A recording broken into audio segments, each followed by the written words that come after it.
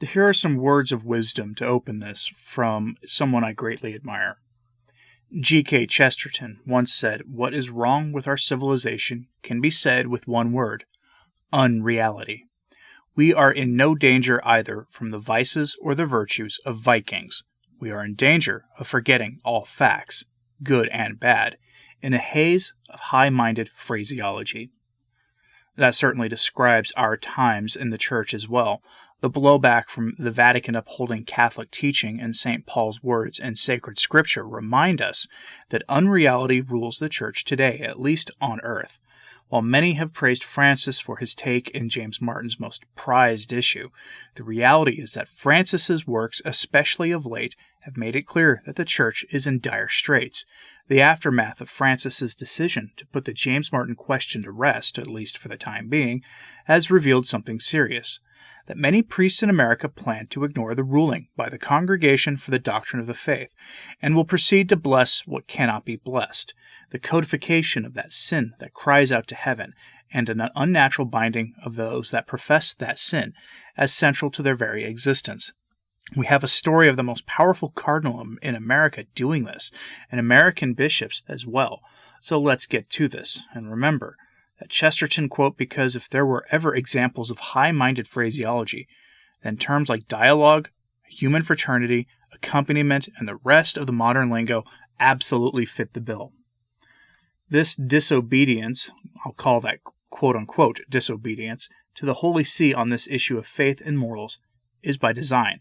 I will say now that I believe it is by design, not by the priests I will mention here, but by the cardinal in question, and maybe even by the Holy See. But let's start with the cardinal. But remember that this situation highlights what the real modus operandi is: affirm doctrine publicly, and then change the practice to undermine the doctrine whenever possible. Cardinal Cupich, the Archbishop of Chicago and the successor of Cardinal Bernardin, in more ways than one, has released a public statement on the James Martin Declaration from the Holy See. The following was posted on the website for the Archdiocese of Chicago. Now, if you've been listening to me for a while, you know that there are times where I have to clean these things up a bit, and this is definitely one of them, and I have to do it because of the sensitivities of this place. Since we are talking about an issue that our hosts favor the world and Pastor Jimmy Martin of the Jesuit Church, they actually favor them over actual Catholic teaching. And I'm sure you'll easily understand this version, though. It reads more or less: Statement of Cardinal Blaise J. Cupich, Archbishop of Chicago, on James Martin Bindings, March 15, 2021. Today's response, issued by the Congregation for the Doctrine of the Faith, offers nothing new on the Church's teaching on the nuptial sacrament. Regardless, it needs to be read in the context of the teachings in the Catechism and the encouraging statements of Pope Francis to these persons about the relationship to the Church, as well as his urging that pastors welcome them with respect and sensitivity, recognizing, as the congregation response does today, the many positive elements in these pairings which are in themselves to be valued and appreciated. Yet the understandable reaction among many to this response will be disappointment. This should prompt us in the Church and in the Archdiocese to redouble our efforts to be creative and resilient in finding ways to welcome and encourage all followers of Pastor Jimmy Martin in our family of faith. And somewhat quote. Many positive elements of this. We are talking about what is essentially a parody of the sacrament promoted by the devil. This is right up there with a black mass, but instead, it's promoted so heavily by the world that we have to be careful even how we think about it. Many positive elements. Really let that phrase marinate in your heart and mind. Thanks, Cardinal Cupich. I mean, really. But he is right in at least one way. That Francis has said many such things in the past, and that his approval of the CDF position on this took many people by surprise because of his past expressions of support. Again, say one thing, change the praxis to reflect another. Cupich's message is clear. It reads that the innovations and changes in the Church's doctrines and dogmas are not going away anytime soon. That's sad, but it's not unexpected. Bear in mind that Cupich has been making trips to Rome recently and is expected to be named to a very important post in the Roman Curia in the not terribly distant future. His name has appeared on the shortlist for Cardinal Sarah's post, among other vacant posts in the Roman Curia, all of which make him papabile, meaning a contender in the next conclave. This campaign for a statement of orthodoxy to be followed by a change in practice requires public pressure. That has already begun, going beyond Cardinal Cupich, whose statement opens the door for hierarchical support for making a change to the unchangeable. Now, Catholic journalist and thorn in my side, Massimo Fagioli, or Max Beans, as many of us have taken to calling him in a transliteration of his name, releases a statement on Twitter filled with the kind of language I can't use on YouTube, but it basically says the following in cleaned-up language. To paraphrase him, what many of my Catholic and non-Catholic students have understood about the response of the CDF to the dubium published yesterday on the blessing of the James Martin thing, the Vatican approves antipathy of these folks. Wherever you stand on the issue, this is the big problem. That's a paraphrasing of what he said, and notice how he is doing this. Max Beans, in his typical way, frames this in the person and in human fraternity. That is his method, and as such this language immediately brings to mind all the language we've all grown so tired of. Dialogue, accompaniment, faith journey, and all the rest of the modernist lingo that if you hear in homilies at your parish on a regular basis, that should be enough for you to seek out a more orthodox, traditionally minded Catholic parish. And here's why. We have a story out of Austria. Remember that country that often gets brought up on the short list of countries where American Catholics say they'd move if they were able to because of just how vibrant and traditional the church is there? Well, out of Austria, we get this. Austria is the home of an initiative with some 350 Catholic priests and deacons, which calls for an open rejection of the CDF document. Against blessings of this thing, they declare that they will continue to provide blessings in this manner, all in direct defiance of the statement from Rome. Remember, this is super traditional Austria, that place we're talking about here, where many Catholics seek to go in order to live in a more traditionally Catholic environment.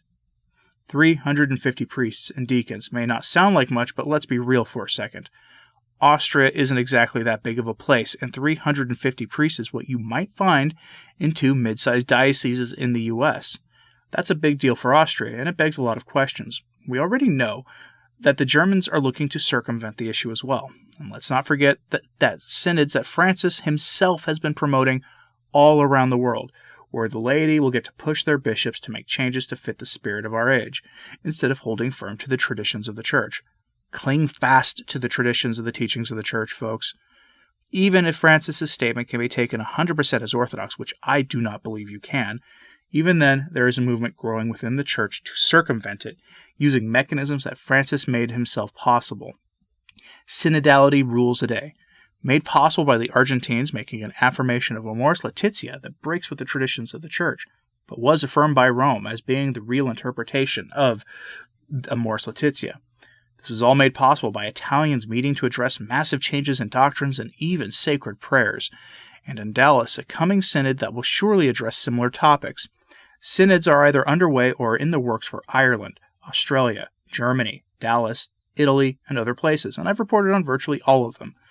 The spirit of the age rules everything in the Church, and it is why I and others are suspicious of this statement by the Holy See. In fact, in light of the CDF statement, social media is full of bishops and priests openly defying the teachings of the faith. It's remarkable. An example of this is Archbishop Coleridge from the United Kingdom, who took to Twitter to say that a church who won't make Father Brenda a reality or bless those that Pastor Jimmy Martin once blessed is obliged to ask how we can change this. He's not alone. Many priests have also done this, and it begs a question. I have long distrusted the presence of non-retired priests on social media because it doesn't usually go well. Sure, there are certainly exceptions to that, but it doesn't usually go well, unless they mostly post in defense of orthodoxy and focus on the faith and leave secular matters out of it except when absolutely necessary. But that isn't what happens most of the time. Most often we get our own clergy standing in opposition to the faith they profess to be teachers of. They take the side of innovation, and they stand in opposition to the Depositum Fide. We see frequently in the conflicts between the world and the Church our own clergy taking the side of the world. Again, it's truly remarkable, and it's all made possible by a pope who will say one thing and then do the opposite in the most Jesuit of practices imaginable. Underlying all of this is something from the Austrian statement released by those priests who intend to disobey the Congregation for the Doctrine of the Faith. They insist that the James Martin topic is completely part of the divine plan, that God approves of what Jimmy Martin has endorsed. Think about that. It says everything. Remember my video from Wednesday where I showed screenshots of people asking Pastor Jimmy to form his own church? Functionally, we're already there. The ape of the church is in ascension, if it isn't here already. Let me know your thoughts in the comments, please. If you haven't, please join us in praying the penitential rosary of Padre Pio. I posted something about this, including a PDF I received that fully details step-by-step how to do the penitential rosary, promoted by Padre Pio. It's clear and easy to do. Remember, it's Lent, and the Church on earth desperately needs acts of penance. So please, join us by saying it at least one time during Lent. That's all I'm asking. Plus, I'm asking you to, like the video and subscribe if you haven't. We could use you here. Thanks for listening. I'm Anthony Stine. Ave Maria.